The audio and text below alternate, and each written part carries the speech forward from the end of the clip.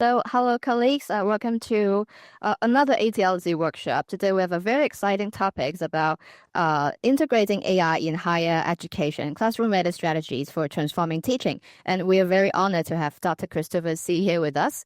And I'm going to briefly introduce him, and then I will hand over the stage to him. Dr. C teaches at the Faculty of Medicine in CUHK, and he has received Teaching Excellence Award from both the University of Manchester and CUHK, and his resource center in AI in medical education, and he led both a education community of practice in CHK and also a Hong Kong-wide initiative, AI for education, with a lot of partner institutions. And although we do not have medicine faculty in Xi'an, I believe he will share a lot of practical tips with us, where all of us can apply in our own courses and teaching. So, Dr. C.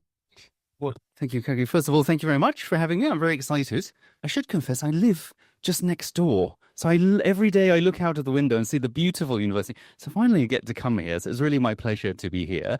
I'm really delighted today to speak to you on this topic of AI in education, but I've called it something which I think is quite meaningful, classroom-ready strategies. And I really want to emphasize that and to show you what we're actually using in the classroom. I've been to a talk every other month about the potential of AI, what it can do. But often it's leaving a big gap between reality and of our higher education setting and what can actually be done. And I want to show you really inside what we've done in several different types of medical classrooms and hopefully give you something to take home, I think, in terms of your own practice. So just briefly, I think we'll have it in two parts. At the first part, I'm going to give you more of the introductory side to take you on the sort of some of the background and introduction, and also look at some of the classrooms. And I do actually have some tasks for us to do as well in terms of classroom design and educational parts, if we have some time for that too. And we'll have some questions at the end. So this is sort of the format. So I think just to start with any teaching and learning activity, I think it's always worth having the teaching philosophy of the person you're speaking to made explicit. And for me, I think I'm quite a believer in communities of learning, but I think as with none of us who believe in sort of Love and Wenger's idea of communities of learning, I now think of technology as another partner, actually, and almost in this idea from social materiality theory that actually AI and the environment is part of our infrastructure, is another member of the community. I actually think of our AIs as another person who's involved, not just teachers and students, but AIs as well. And so much so that I sort of build out this conversation model of learning in higher education, which of course centers on the students. We always talk about student-centric learning, but I think there are at least three ways in which we communicate with the students. Student-to-student dialogue and sort of peer-led learning is a big important part. Teacher-to-student and student-to-teacher conversations, of course. But I think increasingly student-to-AI is one of these big arms, and that's what we're going to be focusing on today. However, it's not just an isolated part. I think actually we use the teacher to student and student to student dialogue as a model to help us to understand what should our AI actually be saying to the student. We shouldn't just make it up. It should really be grounded in reality. And you'll see that's something I focus on in this talk. So with that, I perhaps if you think of your own classroom, you can think of these directions of student communication and teacher to student. So something that perhaps, I know you've come from different faculties, but often there'll be different ways that which you'll communicate to your student to student, student to their activity or learning task. And I think this is sort of something people often miss. Students are often doing something in the class, and there's a sort of form of communication between them and the task that they're actually doing. And then finally, the student asking the teacher back. And often these will form different parts of a class. So if you imagine one of your own classes, you'll start with perhaps teacher-to-student communication. The middle part may be these parts. And at the end, the students may come back to you. It's a sort of very crude map of how a class may be. So for today, for the section one, what I want to do is to give you sort of the problem statement and the use case for higher AI, and very quickly move on to the demonstration. I want to take you on a tour inside an AI classroom, show you what it looks like, what we actually do, a little bit of our evidence, and some showcase of our new technologies. I think the word integration is quite important, and I'll explain why in just a moment. So I think it's we'll all have this problem. I don't think anyone's free from increasing teaching demand, but especially in academic circles, we are competing with medical service or research needs. And I must say, my classes have 300 students per year. And for example, in the neuroscience course, there are 5 teachers. So it's really quite a high pressure in terms of the numbers. And in terms of the role that I envisage AI play, it's really to transform the classroom with this idea of less but better. I think teachers actually have a range of activities we like to do, some of which are meaningful, some of which are less so. And I'd like to put the AI to do the tasks that perhaps are more repetitive and things that are best suited for, so the teachers can do the things that we do best, which are the higher level, challenging students and the difficult students, both, perhaps the ones in the middle, needing less help. Now, in terms of this one, if you don't mind, there's also a way to join this. I made it sort of pseudo-interactive. I'd like to get a feel from the audience. If you go to menti.com, please, and then you enter this code, you can do it on your mobile device. I just have one or two quick questions to get us warmed up together. I didn't really know you very well, so this will give me a little insight. And if you enter the code 22017929, I first would like to get a feel if any of you are currently using AI tools in your classroom teaching practice. That's not to say creating multiple choice questions or marking, but specifically in your teaching flow when you're student facing. I've put some parts here. So I've said, are you using commercial chatbots? Are you using custom chatbots? That is to say, you trained your own in-house chatbots. Are you using not text only, but sort of voice or video, or anything else at all? So I'll give you just a moment to see.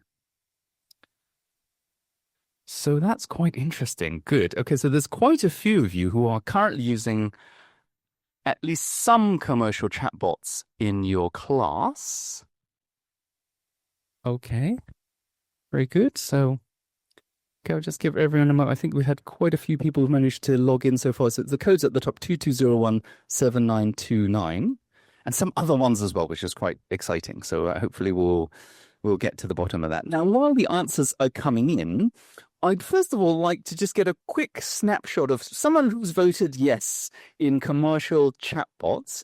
And perhaps I'm near the front, so I'm going to make it nice and simple. Anyone near the front who's currently using chatbots in their classroom practice?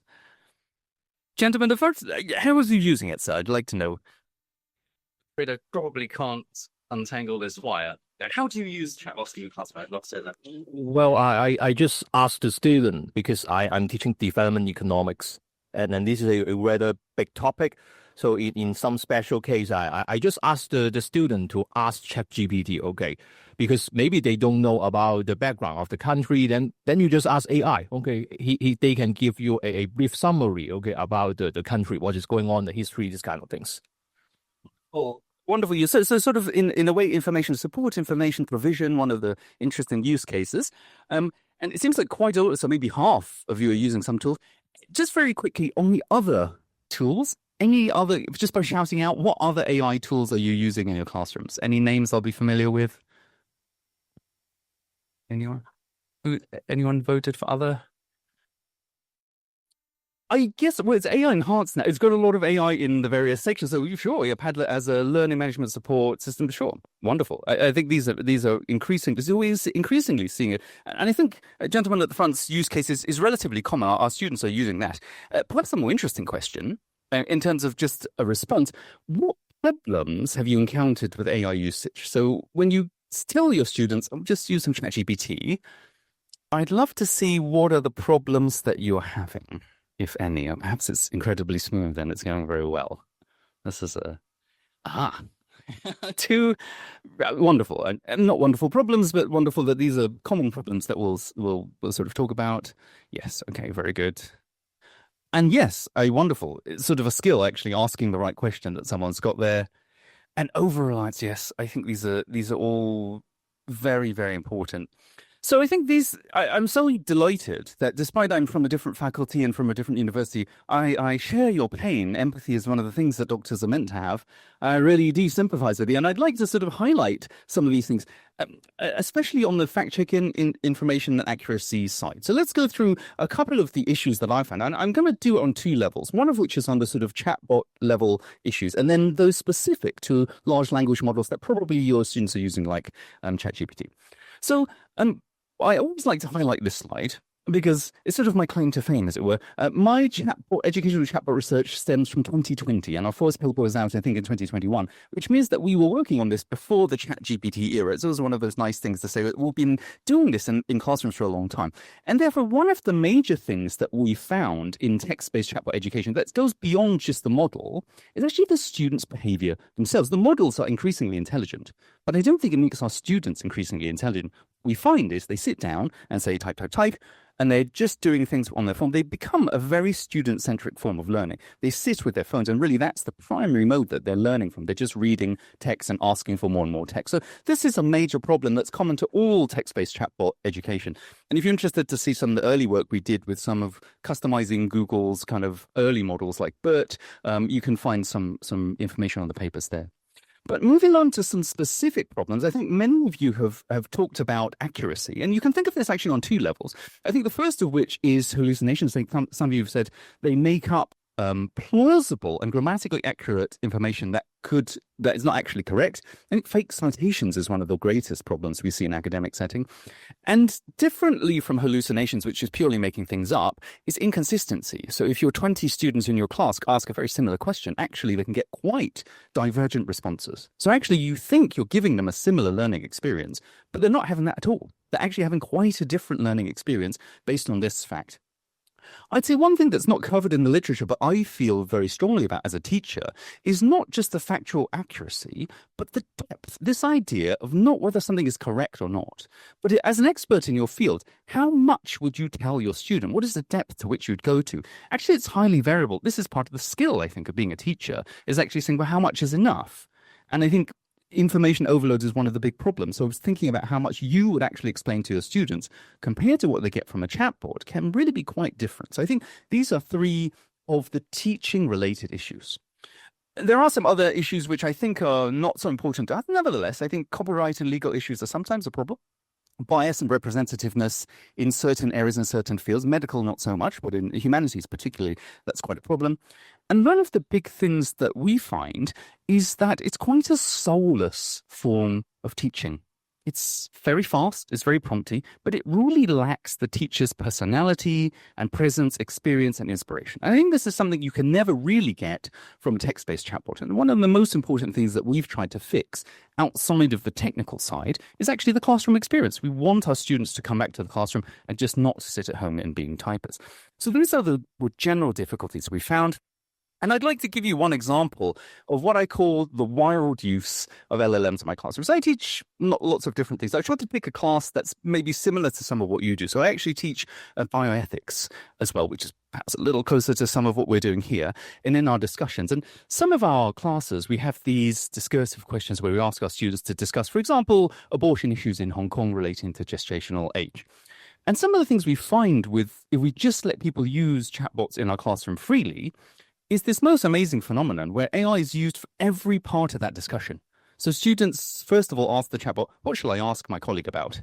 How shall I do the discussion? They'll then ask a question based on the chatbot, and the student who's asked the question will somewhat amazingly ask the chatbot and give exactly the response, which really converts our humans into a mouthpiece for the AI. It's quite an astonishing phenomenon and something that worries me very badly.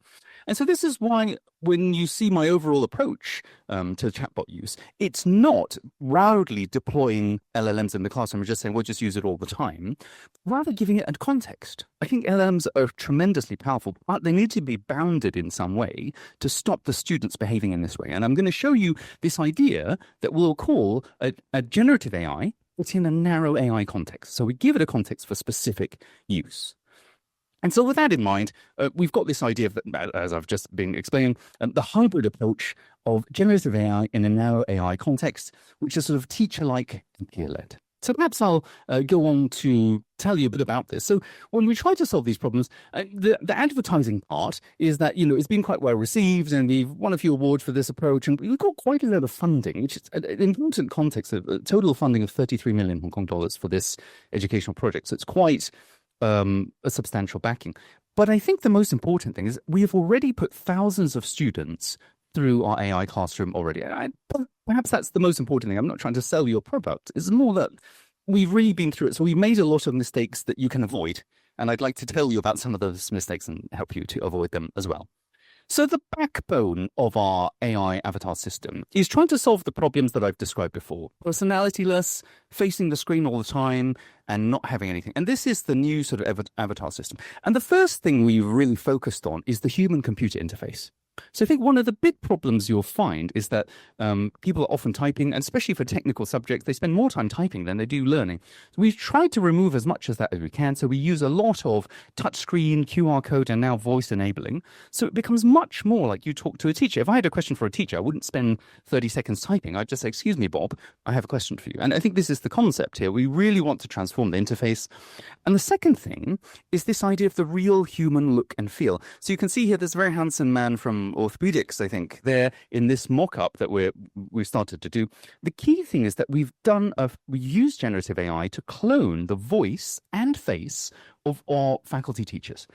Now, this is quite an interesting thing because students often love to have that feel. So it's not a generic chatbot, it's not a piece of text. It's really the face of a teacher you're very familiar with that's giving you the answers. It's quite an interesting one, but it does massively reduce the workload. If you tried to do a sort of video avatar system in any other way without using generative AI, and we've done this before in previous primitive editions, you sit in the filming studio saying the words over and over again, and repeating yourself. But this is a very simple workflow where we do script to video. So the teacher can really concentrate on what I believe is what teachers should really do. Educational design. We design the task, we design what the students are doing, rather than making a video. So really, this is the backbone of the system and what underpins it. Human-like, different interface, and generative AI to clone the face and voice.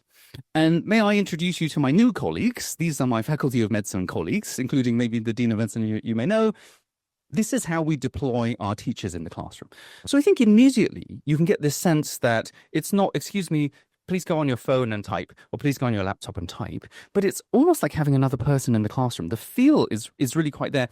And that has some quite tangible changes in behavior, including the way the students even position themselves. They start to gather around the teachers and talk to them and interact with them rather than sitting individually and isolated. So that is exactly how, particularly in medicine, how we'd like people to learn, is having this idea of being around a physical, 2-meter tall, rather handsome, better looking than usual teacher.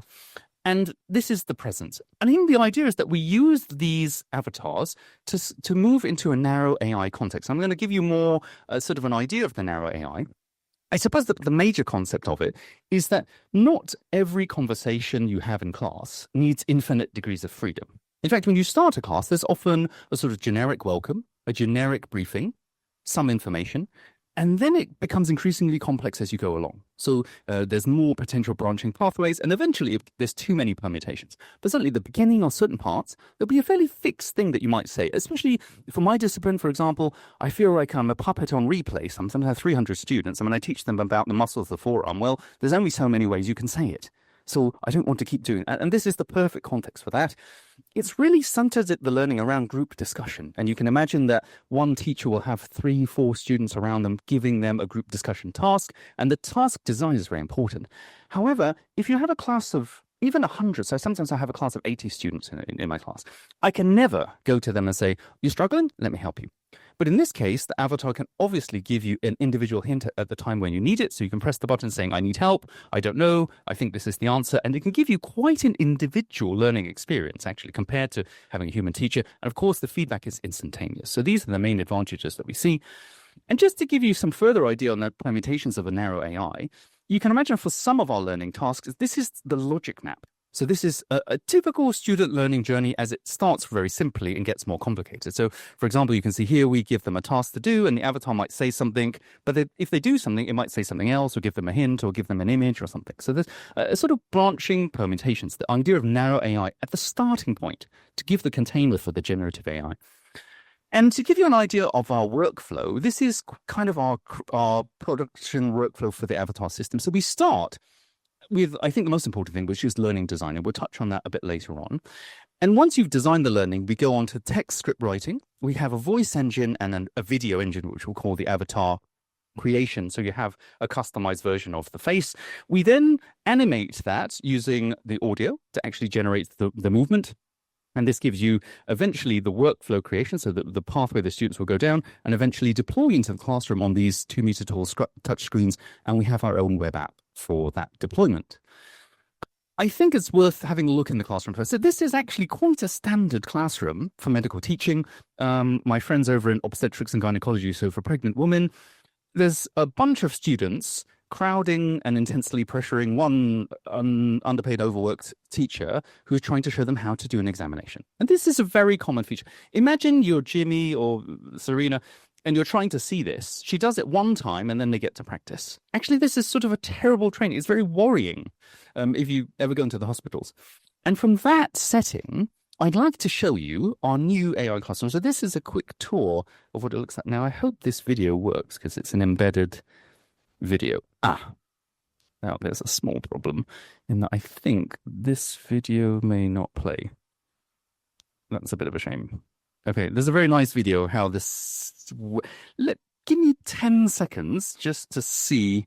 No, it's because of the format. I've put it online so the format goes away. There's a real shame. Anyway, I would love to show you a sort of round view of the classroom, but essentially you can see my cloned face over here. You can see a working table with some learning equipment. So there's a skull model and a brain model over here, and the teacher that's there. But what's more important is how the students actually look. So this is the classroom actually in operation. And you can see it's quite different from a normal sitting down tutorial. You have a few students there working on a particular learning task. And you can see that the idea of the classroom is not to have a big talking face all of the time, although that does give you a classroom presence, but it's to quickly move on to a task. And you can see, for example, here, which is an example I like, this gentleman is trying to figure out which of the nerves of the eye is being injured by a particular injury. He's actually poking himself in the eye with a pen to try and understand that and discussing with his colleague. The avatar is talking to them in the bottom corner, but it's also deploying an image, sort of textbook image there, and it's giving them the chance to talk through one of the problems. And you can see that there's some options at the bottom for them to press, so they can press which one they think the answer is. And of course, if they get the wrong answer, it'll give them an automated explanation, or it'll move them along, or it can give them a hint. So quite a lot of different ones. And similarly, here you can see the avatar system is testing them, and this is the kind of discussion. So one of them is proposing which nerve is being injured in this particular, I think it's a histology slide. So that's kind of our classroom and how it looks today. And what I'd like to do is actually to take you through a typical AI-enhanced classroom and to show you a bit about the design, which I think is hopefully quite interesting. So I'm going to show you one of my favorite ones, which is done with around 25 people typically, which is about the small bones that make up your wrist. And we do it in 3 stages of the basic anatomy, the basic knowledge, and we move on very quickly to sort of applied knowledge. And then, of course, the main thing for us, which is clinical application.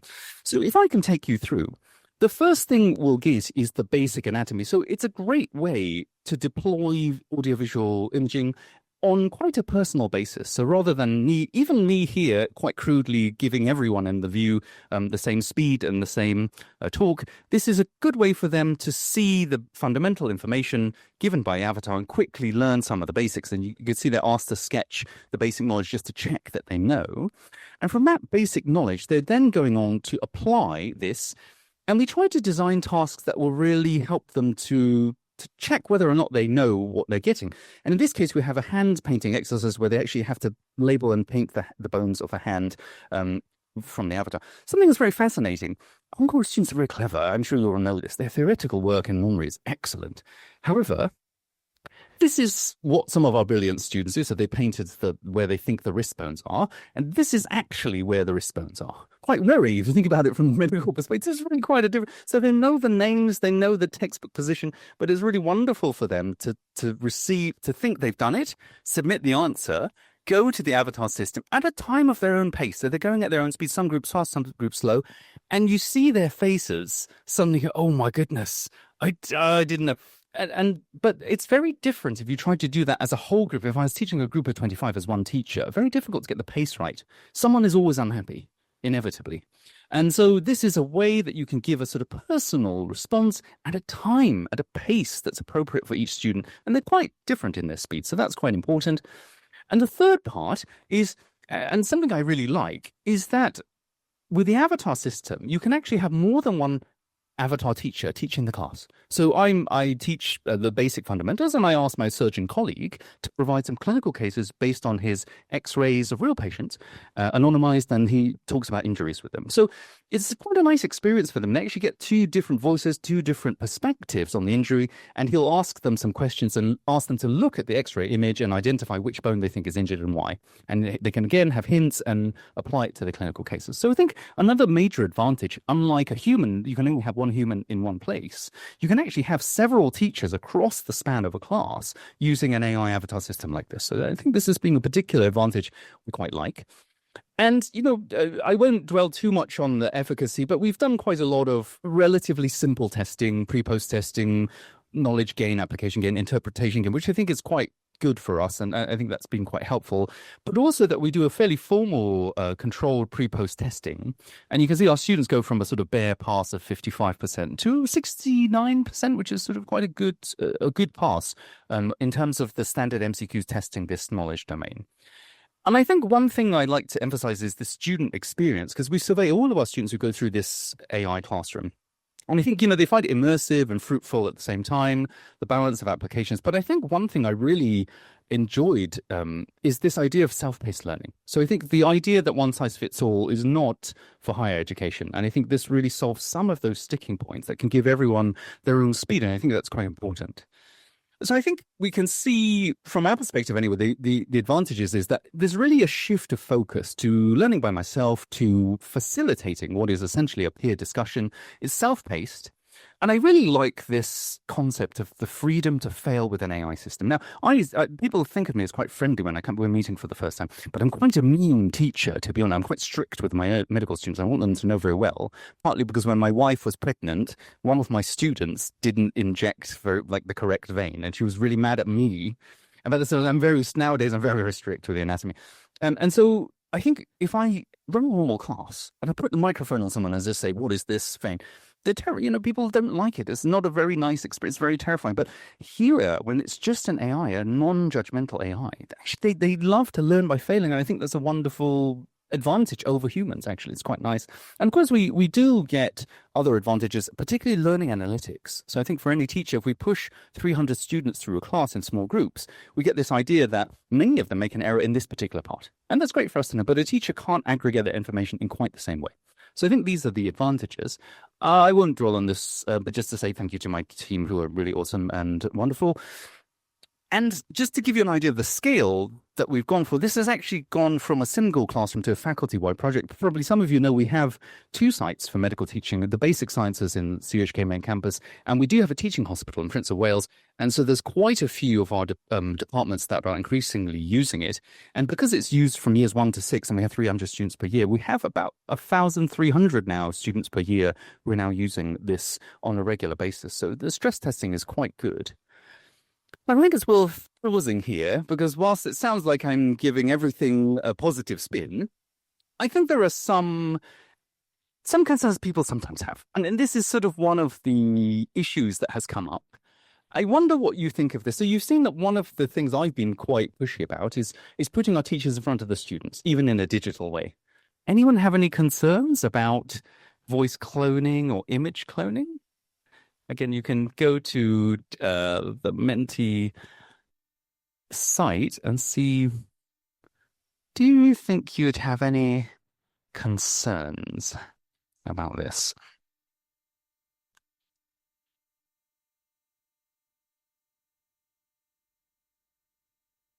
Okay, well, someone's delighted. That's very good.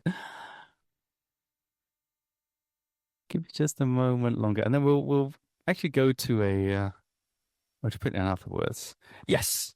Exactly what I was hoping to come to is this concern. Because I do feel, whilst I do enjoy these AI classes, I do have a long-standing wish to remain employed.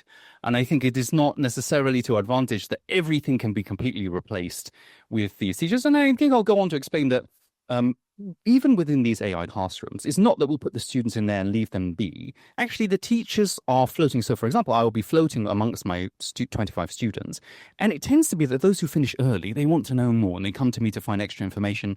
Or I'll come to students who have not got past the first task, and I'll say, I feel you need some extra help that's beyond what's been provided. And so that is sort of a part about that. But I think that's very important.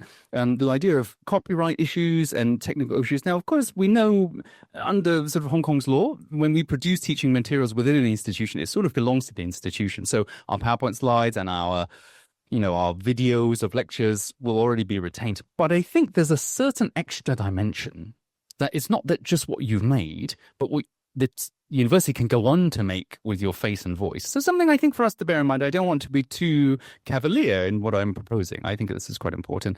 And so I will just go on to this. So I want to just kind of take us back to this idea of the creation phase. And this is how we run it. And you can see that actually within the system is not a single product. So I'm not sort of saying, we go to a single solution and we do all of these things. In fact, we have to do many of the steps procedurally, so step by step. And in particular, the voice cloning and the video cloning are things that are done by our in-house AI engineer, which is quite a advantage. I appreciate that is not something that everyone necessarily has access to. I just want to sort of put across to you that if you don't have funding to have an in-house person, there are many licensable websites that do some of those things, so voice cloning and image cloning. The only thing I'd say, and I'm not a lawyer, is please be a little bit careful with the terms and conditions for each of those websites. I think some of them, you can be signing away a little bit of your own rights. So if you are going to go on to do this in the future, please be a little bit careful with the terms and conditions, please. I think that's quite important. Okay, so I'm going to take us through another quick set of transforming the classroom. So again, going back to this slide, but this time thinking about the pre-AI journey and the post-AI journey from a sort of technical training perspective. I don't know if you have many technical training courses here, but I think we had this idea previously of a linear single teacher demonstration to many students with a lengthy information flow. And I really have this concept here of inability to replay. So even simple things like if your students happen to come late to the class and they miss the pre-class briefing, it's often quite disastrous for them. That first 5 or 10 minutes, the ability to play that back would be quite important. And often there's a long wait for preview. In an AI classroom, I suppose the idea that I want to get across as we go into the design section for the workshop is the first thing is that we can actually deliver the information by chunks so that it's given in a sort of digestible format and it can be replayed again if needed. And I think the centering of group learning activity and the design is very important. And one of the things that's most important is our narrow AI is in some ways a dumb AI. Everyone always asks me at the end, can the AI also assess the student's performance? And in the current state, it can't. We tried all sorts of ways to try and get around this problem. I think the technology is not quite there yet. And therefore, because it's a dumb system, we use other ways of assessment. And particularly, we like to lean on peer-based assessment. So that does mean you need to have your peers able to do a sort of assessment and a rubric and everything. And I think that's quite important. Hence, progression and review. So I think this is quite good. And the one thing I'd really like to emphasize is up in the top left corner, because we're using a generative AI avatar system. So we're using generative AI for voice and face and animation. If there's ever an issue in the class, we can update it almost instantaneously. We just change the text, it changes the voice, it changes the image, and changes the video. Now, if you imagine live updating any other kind of e-learning software on the fly, so say you've detected a problem in your massive class of 100 and you quickly need to identify, I don't think there's many other systems where you can update a piece of text and 3 minutes later everyone will be getting the updated information. So it's quite a special way, and I think this is the major advantage of using generative AI for the production stage. It does skip many of the hurdles and it makes it very fast, and it makes us a bit more relaxed because it means we can update when things are identified. And I think you can see that for some of our technical aspects, so this is for an examination of a pregnant lady, we will do a kind of technical training video. And I think one of the particular strengths of this format is actually for procedural demonstrations. So you can see that actually we only have 5 obstetricians who are able to teach, but we do have lots of models and lots of AI. So the students can actually come in even in their own time to practice. And what's most important, as I mentioned, is this idea of the rubric. So we actually give all of our students a peer assessment rubric, and it's all done digitally. So we actually get quite good feedback on not only how our students are performing, but how they're performing as a cohort. So we can actually understand a little bit about their own performance in the examination as judged by each other, which I think is quite important. I really won't dwell on too much of the data here. This is just sort of positive things about our avatar use. But I want to move quite quickly on to this part, because I think at this stage you're probably thinking, well, this is very nice, but I'm sort of here for generative AI, and this is not generative enough, sir. And so therefore I'd like to move on to the second part of the hybrid, which is not narrow AI, but the generative AI we put in a narrow context. So recalling the conversation model and this concept that I really don't believe all conversations need to have multiple degrees of freedom, but I do think the highest degree of freedom is probably student to teacher. It's probably the one that's most difficult to map. My students often ask me the most unpredictable things, and you'll see my panicked face quite often. And I think this is therefore one area that generative AI is particularly strong. It's beyond the capability of a narrow system, I would say. And therefore what we do is we think of the AI of avatar system as a vector to deliver the generative LLM via a QR code that's sort of to support the learning. So the idea is that if you have something that's outside of the narrow AI, or you get to the end and you have any further questions, or you need a hint or information that's beyond, we will actually give you an LLM within the context of the boundary and say, well, this is a great time to use it. Do you have some more information you want? This is the time. Rather than for them to walk in and to say, my whole aim of learning is going to be using my chatbot a lot. They come in and say, my main point of learning is to listen to the avatar, do the task, assess my peers, chat, and then if I need the informational aspect, which LLMs are very strong on, then I can get it. And we are quite particular in that we develop our own LLM in-house. So we don't send our data to Sam Altman at OpenAI or over to DeepSeek or anything like that. We are quite strict on this for ourselves. And we've developed our own in-house LLM. And I'll just give you a quick overview of this. So I think one of the issues that first came up was the idea that actually, there's quite a lot of environmental impact for LLMs.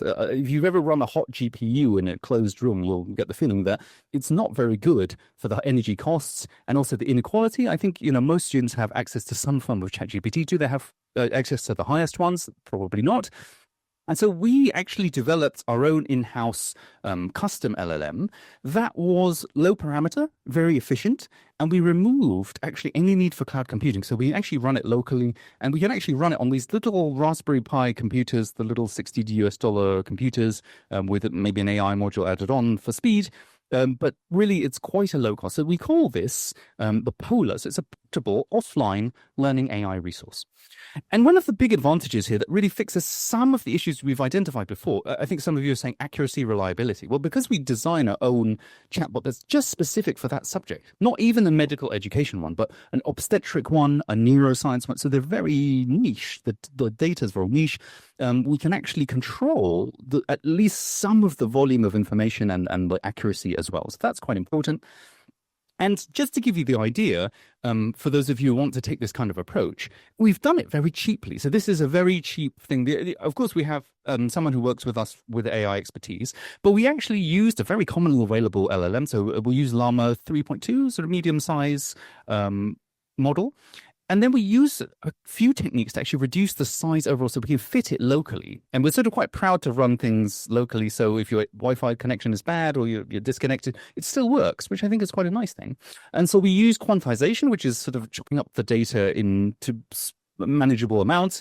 The fine-tuning is quite important. So we do several iterations. I think we do at least 4 iterations of fine-tuning which changes the weights of the different responses within our very small database. So this is easier to do because we're not looking at ChatGPT or a general AI. We're actually looking at quite a small amount of data, maybe a small textbook worth of data to fine-tune, rather than the entire volume of information, which is quite important.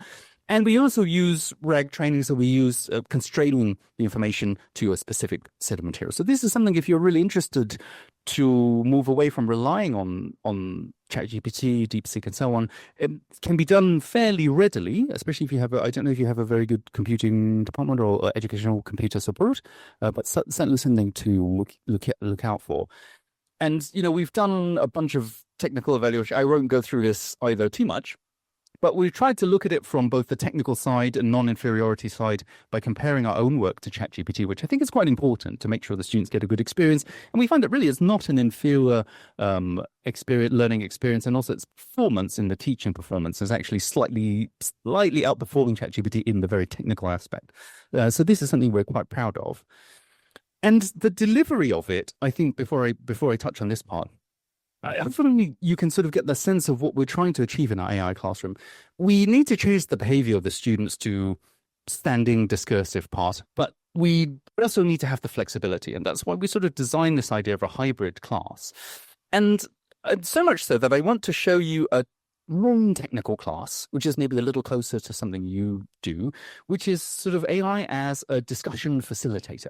Probably quite different from purely a technical step-by-step instruction of how do you examine a pregnant uterus in steps. This is quite different, isn't it? It's sort of something that needs a little bit more plasticity. And again, you can imagine having an LLM that's customized to, for example, bioethics in the Hong Kong setting is quite important.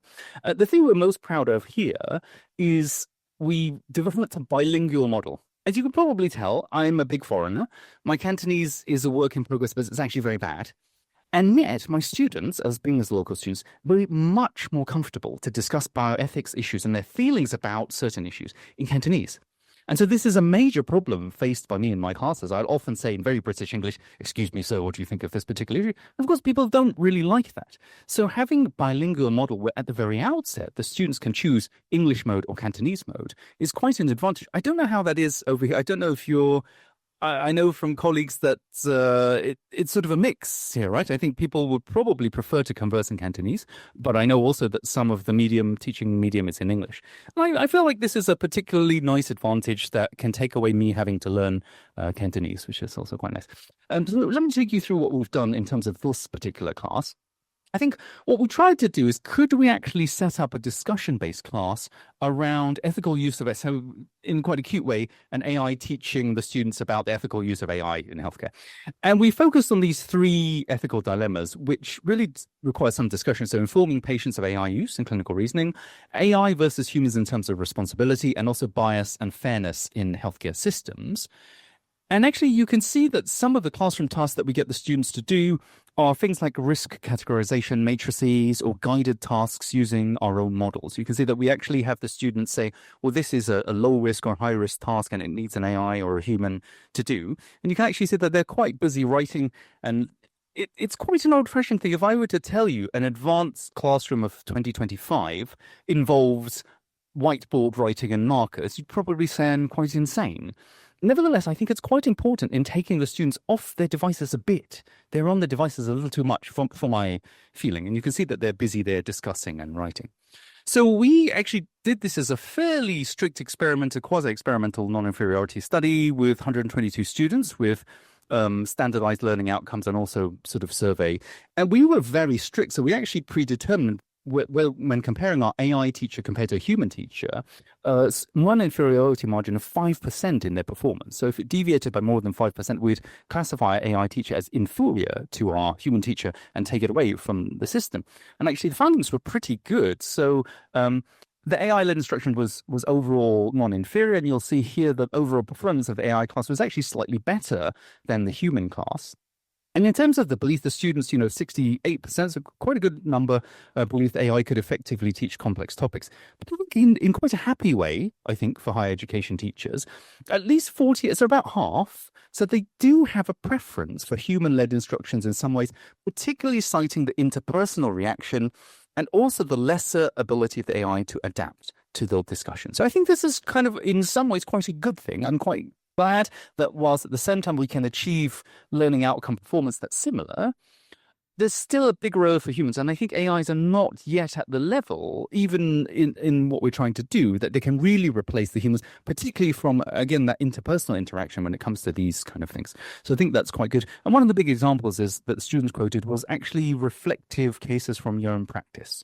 So whilst an AI can give you information on bioethics, it's rare, but the AI cannot say, when I was an accident emergency doctor 10 years ago and I did this, something happened, because obviously they didn't do it. So I think this is quite an important aspect. So I will not dwell too much on the feedback. I I think there's just one. Yes, I think this is the one I really want to. And I think this is something that in the age of AI, when we all feel that we're going to be replaced, I was quite delighted to hear things like this. I think our students do appreciate us as teachers still. And no matter how advanced the technology is getting, I think there's still something that we're adding to the classroom. But suddenly you can see the feeling of having an AI as a teaching assistant to take on some of the roles the teacher can do, to have a specific section, or you might even have a section in your class that's like the Cantonese discussion class, where I'll take a back seat and then we'll go back again. There's lots of ways to use the technology as a part of the class, but certainly not to replace the class at this stage. Okay, so I think in terms of the future and sustainability of our current program, I think the nice thing is that we're sort of trying not to outsource many of our things to big tech. So we sort of do a lot of in-house development, and we're very lucky. I think the faculty has been quite supportive. One thing I think to look out for in taking our approach in terms of the physical presence in the classroom is a storage issue. I think classroom space in Hong Kong particularly is always a little bit limited. And so wheeling in a bunch of human-sized panels into a classroom does require administrative support and commitment to storage and maintenance, which I think is something to consider. And so I think the take-home message for the briefing part is that, we've tried to make AI as human as possible. I know that seems quite silly to say, or contradictory in a way, but at least to try and take away the negative non-human parts and to give it a human presence and to really change the way humans behave. And I suppose for any AI tool that you're trying to use in your classrooms, we'd like you to see if you can change the behaviors that the students are doing. And I think it's been good that we've managed to demonstrate at least some positive outcomes. And I suppose the big thing at the bottom is probably the biggest point in terms of the briefing part, which is that I think generative AI is wonderful, but it cannot be used without a context. And I think giving it some sort of context, for example, in our narrow AI context, is one way to solve the problem. I'm sure we'll have many other ways at this point.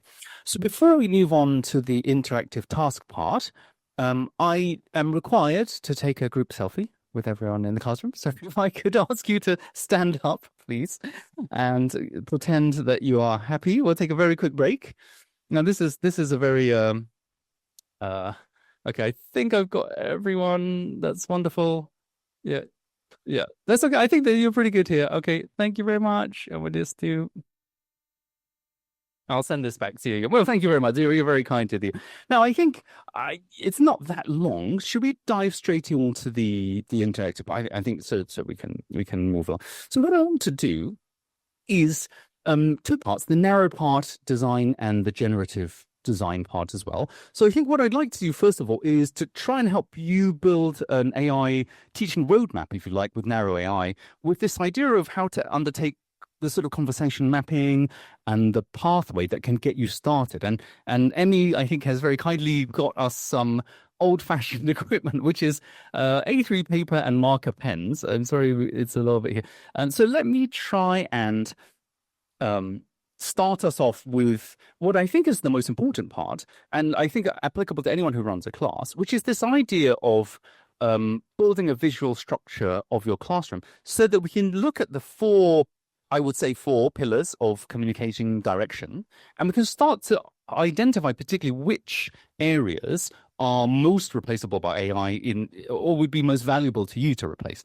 And so the colors are a little different, I'm afraid, but basically I think if you can try to map out in some sort of visual way areas where you are speaking directly to the student, and that may be in a simple way, so unidirectional, or some sort of feedback and communication too, any student-student interactions, then the student activity or student learning task activity, and then finally the student to teacher activity. And one thing that I think is sometimes a little bit helpful is a visual representation of time. So I know it's difficult I'm not asking for exact figures, but I think it may be helpful when modeling the class to do an AI conversion is to have a sense of how much of this is going on. So some of you may have classes where a lot of what you're doing is just you to the students. I don't know if you have a very didactic style of class. For some of the classes, you may have, even an hour's class, 50 minutes of you giving a talk to a student. Some of you may have very different structures of classes, and you may have different types. So for this exercise, I'd like you to think about smaller group classes. I think for lectures, you can imagine it's not the most used. I think lectures will be lectures forever. There's not that much of a way to change it. So I'll give you just a few minutes to look at this, and we'll use your roadmap to do our second and third exercises. So we'll use this as sort of a spine to do this. So I'll give you just a couple of minutes to think about how can you build a visual structure of your class to alter some parts into an AI conversion. So any sample class will do. Okay, well, first of all, thank you very much for participating. I know it's a slightly strange activity and sort of asking you to look into your own classroom and to sort of think about conversational direction. I suppose because the whole topic of today is on AI, but it's really conversational AI. So I think breaking your class down into what conversations are happening where, in which direction, is a good way to start conceiving when we can replace some or support some with AI. So this is why I like to do it in this way. I have a lovely conversation with our law colleagues over there. So could I please invite our law colleagues, one representative from the law team, just to show us your timeline and just give us a very brief overview of what you've done. So thank you. A big round of applause for our law colleagues, please. So thank you very much. Thank you. So I'm going to take on the role of just holding up your timeline. Thank you. Pretty good. And so Okay, I'm Nancy from Department of Law and Business. So let's suppose that this is a course from the contract law. So we would like to have around 20 minutes for the lecturing. So just teach some students, the students about some basic concepts about contract, probably with a case. So, and then 15 minutes for the students to finish one task. For example, ask them to solve the law problems, to analyze the legal issues there. And then with 10 minutes, the students can have the interaction, communication with themselves, maybe to exchange the idea, and then to learn each other. And then last 10 minutes, we'd like to invite the students to ask the questions, and also we'd like to give some feedback. Well, that's all. Thank you. Well, thank you very much. I'll give you this back. So thank you very much. I like this partly because it's sort of a nice way to conceive of a class. A class is never quite a class. There are sort of 4 distinct zones, and therefore you can almost pick which of these zones might be best suited for an AI, either a narrow AI or generative AI. And I'd like to give one example, which I think many teachers will empathize with, is if you've had any pre-class reading, this gives you an immediate problem. Because as soon as 20 or 100 people come to the class, some have done and some have not done. So you will inevitably start off on a very different journey. And therefore, I always like to think of the first part. It's never one size fits all, is never quite right. So it's as simple as I have one of my classes where the avatar simply asks, quite a stern way, have you actually done the pre-class reading? Because if you haven't, do you a quick summary now? And this is a good way to get people at least on the same level. So when you're having a discussion, people are more able to communicate. So I think the red zone is one area that I think is particularly suitable for some AI given information. And even if it's not entirely done by that, you can imagine you may give them a certain set of slides that you've done again. Do you want to do that every time? Do you have the same class 4 times? Because I have the same class 4 times in a row. And by the 4th time, I'm just, I don't want to say anything. And so I think this is, again, replacing some of it, giving you a break. So I even have in my red zone a hybrid format where I will love to give people a very warm human welcome to my class. Introduce my avatar, let the avatar do some of the work, then do a little bit of human before they do the task. And in that way, even from a very human as a teacher to teacher, managing your voice and your energy level, you've got this little small break in the middle where your avatar's working. And if you do it rather than playing a video, giving it to people individually, they can take their own pathway a little bit. They'll hold it in their hand. They can replay if they wish to you. It's a little bit more self-paced, a bit more individualized. So this is why I like to conceive this bit up here as AI sort of supportable. I think the student-to-student interaction is something I'd never like to interfere with. I think our students always learn the most from one another and not so much from us. However, it's always possible to help support them to do a learning activity in some way. And I'll go on to the rubric design part in just a while. And of course, this part is, again, where we can start to look at, don't ask me, ask the LLM first. And once you've asked the LLM, come to me and then we're going to discuss the difference. Do we disagree? Is ChatGPT different from what I'm telling you? And maybe why? And this is a nice way to, again, add a little bit of AI into the classroom, not transforming it, not necessarily replacing it, but at least supporting some of your activities in a way that's quite manageable. So that's something. So hopefully that visualization has given you some idea. So I have 2 parts that I'd like to look at. I think the first part here, I call it red. So I do the coding by colors. So the red coding is this teacher-student dialogue. And I think we can further break down our teacher-student dialogue into two formats, actually, in a very crude way. The briefing size is this idea that we do something at the very beginning. And again, I think the major advantage for AI here is going to be chunking. So taking what you give as a block and to see where are the junctions where we can potentially divide it up and to use an AI dialogue system for that. And when we have the ITTT, the if this then that type statements. Now, within a classroom setting, when a student gives you a reply, for example, you may give a response to one answer and a different response to another answer. But it is not an infinite amount of possibilities. Usually there's a few common things you'll end up saying, and therefore we can follow this if this then that sort of structure.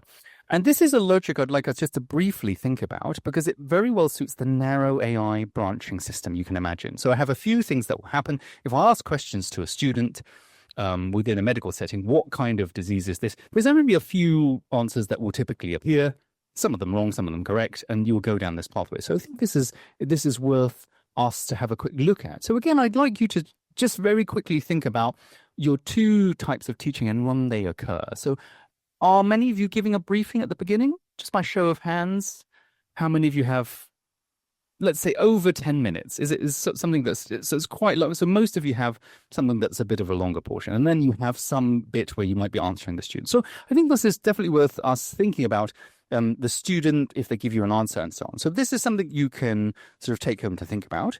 Let's think about, for example, just as a quick review, if your students are late, if they miss an important part, if they can have something as an advantage. This is probably the major advantage of giving an individualized feedback at the beginning of an AI system rather than a human system. I now like something I call BRUISE, which is sort of this idea of black and blue. So black and blue is like student to student and student to learning task. Now, I think one of the things that I'd like us to look at, and again, that will be helpful for converting this middle part of classes, often that's involving the students into an AI system, is to think about the bits where you have student to student and to think about whether there's any aspect for peer review, peer assessment, role play, and so on. What I'd like us to think about, is there a task that we can design with an associated marking rubric that students can do on one another? And before I ask you to do this, I was talking to our sociology and psychology colleagues in the middle row there. And I think one of the interesting things is you were saying often it's research-based, so that they'll sort of do the research writing a proposal maybe or a research document, and you will give them feedback. Now, I think one of the ways, again, to take some of the burden off the teachers is rather than you reviewing every document at the beginning, there are at least two levels that other things can review. Number one, students can review each other's work with a rubric. And again, I think that's something that we can definitely look at. And the second thing is this is where LLMs may come into play. I'm sure you've all seen automated marking. So if you go onto ChatGPT and you say, I'm going to give you a marking rubric. I'm now going to give you essay 1. Please mark it according to this rubric. It gives quite good results. So this is another aspect you can start to use both narrow and generative AI for this kind of assessment. So what I'm really trying to do here is, can you spend a couple of minutes, a few minutes, just to think about, is there a student task that we can do an assessment that doesn't depend on you? So this is really the philosophy of AI I want to bring in today, is to say, let's take not everything depends on the teacher, but can we take something away to give to the students? And so for psychology, sociology, maybe there's something. For law, I'm not sure. I'm afraid I don't really know what people write in a law class or other kinds of classes. But there will be some kind of perhaps a product, a presentation, some text. The students are generating something. Is there a way we can generate a rubric for them to assess? And also maybe if it's text, an LLM can assess. So for this part, if you could write a little bit more detail of this common sort of middle section, what are the students actually doing? And I'd love to go around and just talk to some of you about what's going on, and we can see if we can figure something out. So I'll give you just a couple of minutes for this bit. Okay. Well, first of all, thank you. It's very fascinating to talk to all of you about your classroom settings. A few big kind of take-home messages, and I managed to at least talk to some of you about some ideas. I think in this area, I'm trying not to force anything to say you must use AI in this way. I'm more to see an opportunity to use AI. And for some of you, and particularly for those of you where there's a lot of verbal discussion, we've mentioned this one idea of making voice into a block of text, because that block of text becomes very valuable. You can then enter it with a rubric into a generative AI and have it evaluate. So I think several of us were discussing this idea earlier, that if you have a task for 2 students to do or a group of students to discuss, simply enabling the dictation mode on their phone will give you a nice block of text. And if you give the students a rubric, you can then have one student evaluate another, not just peer-to-peer, but rather to take their block of text that they've just said to you as a presentation and to put it into a rubric. And so for our colleagues from accounting, for example, it could be a simple checklist. Did you include all of the figures? Did you include column C? Did you state the tax ordinance? Did you... And I have no idea about accounting, obviously.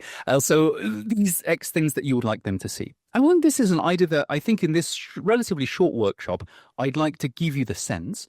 The value here is the communicative data in text. If we can get it into text, you can then practice whatever rubric you like and see how ChatGPT DeepSeek performs when you simply say, evaluate this paragraph against this rubric. And I think you'll be shocked to see how much work you can save for yourself. I think the big take-home message is nothing of this is replacing what you're doing. But if you have a class of 25 and you're one teacher, every other 24 students is looking at you and waiting for you to come around. What do they do valuably in the meantime? And I suppose I'm trying to give you some AI-enhanced ideas of something they can really be doing that adds value in an intelligent way that's a bit individualized. And hopefully you get that sense of something that can be done. I think that's really what I wanted to do for this part. I'm very aware we're running very low on time here, so I'll just quickly give you this as a sort of not homework as it were, but sort of as a take-home part for the student-teacher part. I actually always model student-teacher interactions as at least 2 levels of complexity. One of which is a kind of frequently asked question. And again, I think this is something that I like my students to have nowadays at the end of my class, where there's an AI avatar system or even a code for them to take home. And I'll just say, well, actually in this class, typically, there are 10 major problems people don't quite understand. And this AI will take you through, you just click on the area that you didn't quite understand, and it will take you through a common explanation and give you some extra media. So this is something that it in some ways supports the bit at the end of your class when your students come up to you and say, excuse me, Professor, I didn't quite understand. It gives everyone equal access, even those who are not maybe so happy to come and talk to you. The second level is those unpredictable factors, things that you have not met. And again, I think this idea of giving the students a generative AI at this stage is quite valuable. But what I would say is it's worth examining this idea of those off-the-shelf solutions and comparing it to something like a retrieval augmented generation sort of customized chatbot. So I think not everyone here is going to go off straight away and make their own custom chatbots. I think that's really beyond the expectation. But if you're going to do that, I'm going to show you 2 things. This is an exercise that I thought we might do if we had time, but it's not quite there. I think it's a really nice exercise to do as a teacher, just to think about junctions where your students might have further questions or they need clarification. And you can try to do it with a commercial AI just to see, after the prompting, what is the best fit answer for you. In your teaching opinion, in your professional opinion, what's the best answer? It will help you to say to your students, you know, we use the generative AI at the end. Can I just show you how to formulate some of your questions, please? And then you'll get at least some sort of quality prompt engineering. So this is something I can encourage you to do a little bit. And then furthermore, I'm going to, and again, I'm not sponsored by anyone, but these I think are good sources that if you really want to go down and design a chatbot for your subject that's very specific, there's a few different ways to go about it. I'd love to highlight these for you. So first of all, Amazon Web Services does own its own online platform, a number of customizable chatbots of different levels. And you'll, of course, need to pay for it. But if you have teaching-related funding or departmental funding, that's an area to look at. If you're running low on budget, but you have the interest, there are lots of open source solutions. And I particularly like LangChain combined with Hugging Face Spaces. These are terms that you'll see. Just go and have a look. There's lots of online user guides, and it's a very powerful way to do something almost for free. When you've used open source tools like Llama, which was developed by Meta, and just customize it for ourselves. And I suppose my big take-home message, if you can, find a good AI engineer, AI buddy, And I think these are 4 ways for you to go from just using an off-the-shelf solution of ChatGPT for everything to saying, this is my class, this is my chatbot that we've sort of customized for you. It has the information at the level that I think you'd like. So I think we're really almost at the end. I'd love to invite if anyone has any questions. I think if not, I would just like to say very well, it's been really my pleasure to be here to speak to you. I hope it's been in some ways vaguely helpful. I'm very easy to find because my surname is S-E-E. I'm Christopher C. So you can always search me, and apparently I appear all over the place. And I'm always delighted to hear from any of you if you have any questions. But anyway, thank you very much. So thank you.